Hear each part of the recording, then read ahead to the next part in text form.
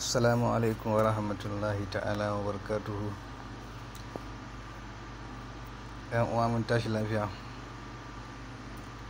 To a yau ma dai na kawo muku wani fim mai suna Takun Ƙasaita. Dan uwa in yau ne farkon zuwanka wannan tasha, taimaka ka yi like din video din nan, ka yi mun subscribe din wannan video.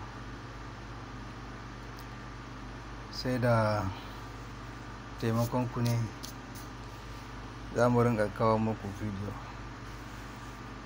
Idan kuna tsayawa kuna kallon wannan video daga farko har ƙarshe, to mu kuma za mu samu ƙarfin gwiwa da za mu rinka kawo muku fina-finai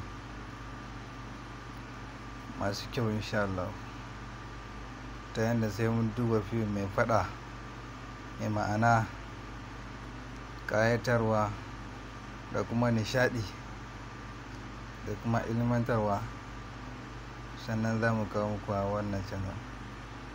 A kowane irin fina-finai bane za mu rinka kawo, ta yadda ba wai za ku rinka complain ba, saboda ku masoyinmu ne, ba mu so mu rinka ga kuna ta complain akan abubuwa da bai kamata ba. To kaga gwara mu kiyaye. Kuma dan uwa ka rinka taimaka kana kallon wannan video da farko har ƙarshe, saboda wani lokaci ina sa security akan video din.